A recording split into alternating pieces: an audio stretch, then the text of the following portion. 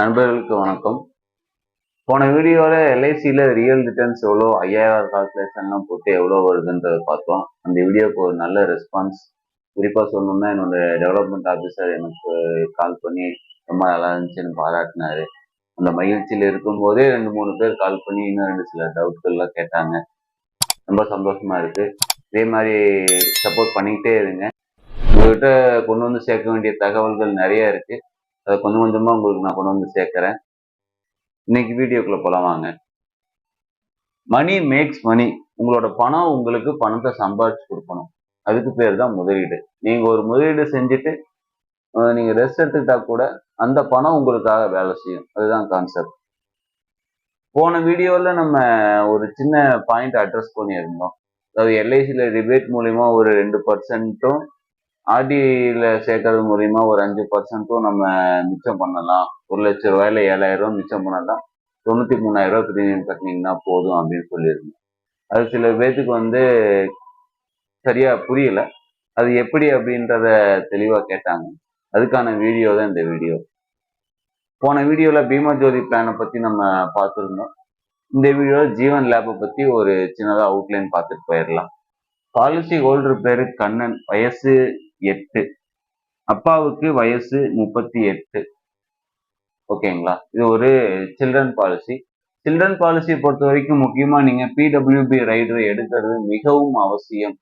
ஒருவேளை நீங்க PW rider எடுக்கலைன்னா கூட உங்களுடைய முகவர்கிட்ட அந்த பிடபிள்யூ ரைடரை ஆட் பண்ணி கொடுங்க அப்படின்னு சொல்லுங்க. அது கட்டுற பிரீமியம் ரொம்ப பெருசா டிஃபரன்ஸ் வந்துடாது. ஆனா அதுல இருந்து கிடைக்கக்கூடிய பயன்கள் ரொம்ப அதிகமா இருக்கும். சைல்டு பிளானை பத்தி இன்னொரு வீடியோல நான் தெளிவா சொல்றேன். இப்போ அதை மட்டும் மைண்ட்ல வச்சுக்கோங்க. முக்கியமா பிடபிள்யூ ரைட்டரை நீங்க மறக்காம எடுத்துருங்க, ஆட் பண்ணிக்கோங்க.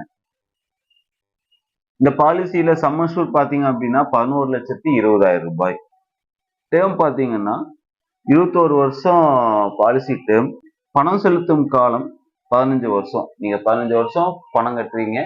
6 வருஷம் வெயிட்டிங் பீரியட். 21 வருஷம் உங்களோட பாலிசி முடிஞ்சதுக்கு அப்புறம் 22,60,880 ரூபாய் அப்ராக்சிமேட்டா உங்களுக்கு கிடைக்கும். அது என்ன சார் அப்ராக்சிமேட் வேல்யூ? போன வீடியோல கேரண்டியா உங்களுக்கு இவ்வளவு கிடைக்கும்னு சொல்லியிருந்தீங்களா? அது மாதிரி இந்த பிளான்ல கிடைக்காதா அப்படின்னு நீங்க கேள்வி கேட்டீங்க அப்படின்னா அதுக்கு ஒரே ஒரு பதில் தான். இந்த பிளான் போனஸ்ல பார்ட்டிசிபேட் பண்ணக்கூடிய பிளான். ஆனா போன வீடியோல பார்த்த பீமா ஜோதி என்ற பிளான் கேரண்டியர் பிளான். ரெண்டுக்கும் என்ன வித்தியாசம் அப்படின்னா, போனஸ்ல பார்ட்டிசிபேட் பண்ணக்கூடிய பிளான்கள் எல்லாமே எல்ஐசியுடைய லாப நஷ்ட கணக்குக்கு உட்பட்டது.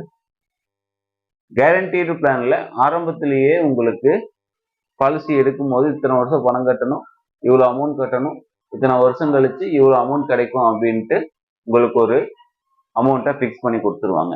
ஆனா இந்த பிளானை பொறுத்த அளவுக்கு எல்ஐசியோடைய லாப நஷ்டம் அடுத்த 20 வருஷத்துக்கு எப்படி இருக்கும்னு தெரியாது. அதனால இது வரைக்கும் எல்ஐசி கொடுத்துட்டு வந்த போனஸ் ரேட் எல்லாம் கால்குலேட் பண்ணி ஒரு அப்ராக்சிமேட்டா இந்த வேல்யூ சொல்றாங்க. இந்த போனஸ்ல பார்ட்டிசிபேட் பண்ற பிளானுக்கும் கேரண்டீட் பிளானுக்கும் உள்ள வித்தியாசம். 15 வருஷம் பணம் கட்டுறாரு. மந்த்லி மோடு தான் இவர் சூஸ் பண்ணியிருந்தாரு. 5,350 ரூபாய் முதல் வருஷம் கட்டணும், 5,235 ரூபாய் அடுத்த 14 வருஷத்துக்கு கட்டணும்.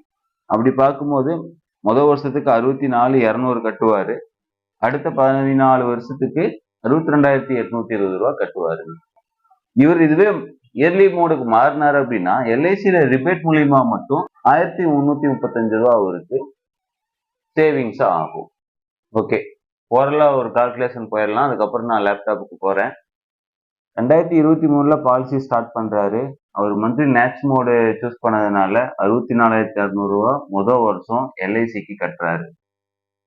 நம்ம என்ன ஐடியா சொன்னோம் அப்படின்னா, சைமன்டேனியஸா அவரு ஒரு ஆர்டி அக்கௌண்ட் ஓபன் பண்ணாரு அப்படின்னா எல்ஐசி பிரீமியம் கட்டுறது போக ஆர்டிக்கு ஒரு 5,300 ரூபாய் மாசம் மாசம் கட்டினாரு அப்படின்னா அந்த வருஷம் 63,600 ரூபாய் ஆர்டியில சேர்த்திருப்பாரு. அது ஒண்ணு. அடுத்த வருஷம் 2024ல 62,820 ரூபாய். ஏன்னா 2வது வருஷம் ஜிஎஸ்டி கம்மியாகும், அதனால எல்ஐசி பிரீமியம் கம்மியாகுது. 62,820 ரூபாய் எல்ஐசியில கட்டுவாரு. அடுத்த வருஷமும் ஆர்டியில அவரு 63,600 ரூபாய் சேர்க்கணும். 2023ல ஆர்டி பிளஸ் ஆர்டியோட ரிட்டர்ன்ஸ் வந்திருக்கும் இல்லைங்களா? நான் சொல்றது எல்லாமே 1 இயர் ஆர்டி 1 இயர் எஃப்டி தான். 2023ல ஆர்டில இருந்து வந்த ரிட்டர்ன்ஸ் 65,312 ரூபா. அத எஃப்டில போடுறாரு. 2024ல எல்ஐசிக்கு ஒரு பிரீமியம் கட்டுறாரு, ஆர்டிக்கு ஒரு பிரீமியம் கட்டுறாரு. போன வருஷம் ஆர்டில வந்த லாபம் பிளஸ் அசல எஃப்டில அவரு இன்வெஸ்ட் பண்றாரு. ஸோ இப்போ உங்களுக்கு புரிஞ்சிருக்கும்னு நினைக்கிறேன். ஆர்டில அவர் சேர்க்கறது மூலியமா 5% ரிட்டர்ன் வரும். அந்த அமௌண்ட்டை எஃப்டில போடுறாரு அப்படின்னா அதுக்கு ஒரு 5% ரிட்டர்ன் வரும். நீங்க எல்ஐசில இயர்லி மோடுக்கு மாத்திட்டீங்க அப்படின்னா ஒரு 2% ரிபேட் கிடைக்கும். ஸோ உங்களுக்கு நீங்க கட்டக்கூடிய அமௌண்ட் என்னமோ ஒண்ணுதான். அது ஆர்டில போடுறேன், ஆர்டில இருந்து ஒரு வருமானம் வருது, ரெண்டையும் சேர்த்து நான் எஃப்டில போடுறேன். எஃப்டில போடும்போது நான் புதுசா எதுவும் பணம் போட போறது இல்லை. ஆல்ரெடி ஆர்டில நான் சேர்த்த பணத்தை தான் எஃப்டில போடுறேன். அந்த பணத்துக்கும் எனக்கு ரிட்டர்ன் வரும். ஸோ ஒரு முறை நீங்க பணம் கட்டினீங்கன்னா 2 முறை உங்களுக்கு ரிட்டர்ன் கிடைக்குது, ஆர்டி மூலியமாவும் எஃப்டி மூலியமாவும். இதுதான் நான் சொல்ல வந்த கான்செப்ட். ஓகே, 2025ல என்ன பண்ணணும் அப்படின்னா எல்ஐசிக்கு பிரீமியம் தனியா கட்ட வேண்டியது இல்லை. முதல் 2 வருஷத்துக்கு மட்டும்தான் அவர் எல்ஐசிக்கும் கட்டணும், ஆர்டிக்கும் கட்டணும். 2025ல இருந்து எஃப்டில இருந்து ஆர்டில இருந்து ஒரு ரிட்டர்ன்ஸ் வரும் இல்லைங்களா? அதுல எல்ஐசி பிரீமியத்தை மட்டும் கட்டிடுறாங்க. மிச்சம் என்ன இருக்கோ அதை எஃப்டில ரீஇன்வெஸ்ட் பண்றாங்க. புரியுதுங்களா? நான் லேப்டாப்ல சொல்லும்போது உங்களுக்கு இன்னும் கொஞ்சம் தெளிவா தெரியும். நான் ஓவரலா சொல்றேன். அவரு எல்ஐசியில மட்டும் பிரீமியம் மாசம் மாசம் நேச்சுரல் மோட்ல கட்டிட்டு இருந்தாரு அப்படின்னா 9,43,000 ரூபாய் அவரு கட்ட வேண்டியது வந்திருக்கும். ஸோ நம்ம எஃப்டியும் ஆர்டியும் நம்ம யூஸ் பண்ணும்போது 8,50,000 ரூபாய் அவரு கட்டுனா போதும். மீதி தொகை வந்து எஃப்டில இருந்தும் ஆர்டில இருந்தும் வந்த ரிட்டர்ன்ஸ் உங்களுக்கு மேட்ச் பண்ணி கொடுத்துரும். இது மூலியமா உங்களுக்கு 93,000 ரூபாய் சேவிங்ஸ் ஆகும். இனிமே கூட ஒரு முதலீடு இருக்கு. அது வந்து கேரண்டீடு முதலீடு கிடையாது. பலகார சீட்டுன்னு சொல்லுவாங்க, சிட் ஃபண்டு. அதுவும் ஒரு வருஷத்துல நமக்கு ரிட்டர்ன் கொடுக்கும். அதை யூஸ் பண்ணி நீங்க எல்ஐசியில பிரீமியம் கட்டினீங்கனாலும் இதை விட 93,000ன்றது கிட்டத்தட்ட 3 லட்சம் ரூபாய் வரைக்கும் நீங்க அந்த பிரீமியம் சேவ் பண்ணலாம். ஆனா அது வந்து எல்லாத்துக்கும் பயன்படுமான்னு தெரியல. ஏன்னா அதுல நிறைய நம்பகத்தன்மை இல்லை.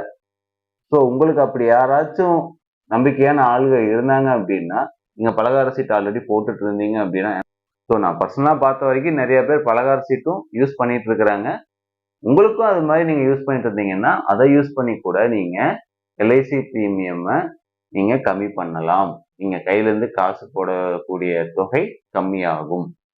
ஓகே, லேப்டாப்ல வந்துட்டோம். உங்களுக்கு எல்லாம் விசிபிள் ஆகுதுன்னு நினைக்கிறேன். முன்னாடியே சொன்ன மாதிரி 2023 2024ல மட்டும் ஒரு வருஷத்துக்கு 2 பிரீமியம் கட்டுறாரு. எல்ஐசியோடைய பிரீமியமும் கட்டுறாரு, ஆர்டிக்காகவும் பிரீமியம் கட்டுறாரு.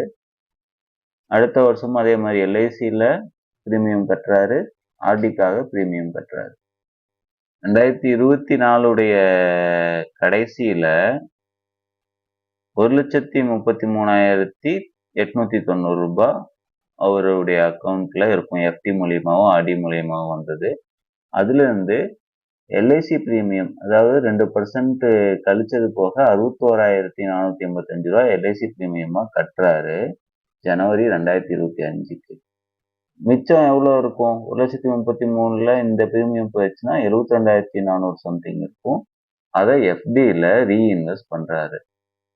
புரியுதுங்களா? 2025ல அவர் ஆர்டிக்கு மட்டும்தான் பணம் கட்டுறாரு, எல்ஐசி பிரீமியம் கட்டல. அதை வந்து எஃப்டிஆர்டி ரிட்டர்ன்ஸ் மூலியமா கட்டிடுறாரு. ஸோ அடுத்த வருஷத்துக்கெல்லாம் அவரு ஆர்டியில மட்டும் பணம் கட்டினா போதும். அதுவும் அடுத்த ஒரு 9 வருஷம் ஆர்டியில மட்டும் பணம் கட்டுறாரு 63,600 ரூபாய். 10வது வருஷம் 24,000 ரூபாய் மட்டும் ஆர்டியில கட்டினா போதும். உங்களுக்கு எல்ஐசி பிரீமியம் கட்டிடலாம். மொத்தம் 15 வருஷத்துக்கு எல்ஐசி பிரீமியம் கட்டிடலாம். அவர் எஃப்டிலையும் ஆர்டிலையும் சேர்த்து இந்த பிரீமியம் கட்டினதுனால அவருக்கு 8,50,000 ரூபாய் தான் அவர் கையில இருந்து காசு போட்டிருக்காரு. மிச்ச 93,000 ரூபாய் எஃப்டிஆர்டி ரிட்டர்ன்ஸ் மூலியமா மட்டும் ஒரு கிடைச்சிருச்சு. சிட் ஃபண்ட் மூலியமா இது அட்வைசபிள் இல்லைன்றதுனால தான் நான் அங்கே சொல்லலை. இது உங்களுக்கு யாராச்சும் நம்பிக்கையான ஆளுங்க தெரிஞ்சா நீங்க இதை யூஸ் பண்ணலாம். சிட் ஃபண்ட்லையும் அதே மாதிரி தான். மொதல் 2 வருஷத்துக்கு நீங்க 2 பிரீமியம் கட்டுற மாதிரி வரும். சிட் ஃபண்ட்ல இருந்து நீங்க 60,000 ரூபாய் நீங்க கட்டினீங்கன்னா 12,000 ரூபாய் ரிட்டர்ன் வரும். ஏன்னா 5,000 ரூபாய்க்கு 1000 ரூபாய் கொடுக்குறாங்க. பலகார் சீட்னு சொல்லுவாங்க. 5,000 ரூபாய்க்கு 1000 ரூபாய் கொடுப்பாங்க. ஸோ அந்த சிட் ஃபண்ட் மூலியமா நீங்க 72,000 ரூபாய் சேர்த்துவீங்க முதல் வருஷம். அந்த முதல் வருஷத்தை எஃப்டியில் நீங்க இன்வெஸ்ட் பண்றீங்க. 2வது வருஷம் முடிவில் உங்ககிட்ட 1,47,000 ரூபாய் இருக்கும். அதை நீங்க எல்ஐசி ரிபேட்டட் பிரீமியமா நீங்க கட்டிடலாம். 61,485 ரூபாய். நீங்க 2025 வந்து நீங்க ரிபேட்டட் பிரீமியமுக்கு மாறிடலாம். ஸோ அப்படி கனெக்ட் பண்ணி பார்த்தோம் அப்படின்னா நீங்க 9,43,000 ரூபாய் கட்ட வேண்டிய இடத்துல 6,47,000 ரூபாய் தான் நீங்க ஆக்சுவலா கட்டுவீங்க. மிச்சம் கிட்டத்தட்ட ஒரு 3 லட்சம் ரூபாய சிட் ஃபண்டும் எஃப்டியும் தர ரிட்டர்ன்ஸே உங்களுக்கு எல்ஐசி பிரீமியம் கட்டுறதுக்கு போதுமானதா இருக்கும். ஸோ இந்த வகையில பார்த்தீங்கன்னா ஒரு 3 லட்சம் ரூபாய் நீங்க சேவிங்ஸ் பண்ணலாம். இனிமே கூட ரியல் ரிட்டர்ன்ஸ் எல்லாம் கால்குலேட் பண்ணி பார்க்கலாம். வீடியோ ரொம்ப லென்த்தா போகுது. ஸோ நான் இந்த 2 நிமிஷம் ஒரு 10 செகண்ட் பாஸ் பண்றேன். நீங்க பாஸ் பண்ணி இதை படிச்சு பாருங்க. ஏதாச்சும் டவுட் இருந்துச்சுன்னா கூட நீங்க என்னுடைய நம்பருக்கு கால் பண்ணுங்க. நான் உங்களுக்கு எக்ஸ்பிளைன் பண்றேன்.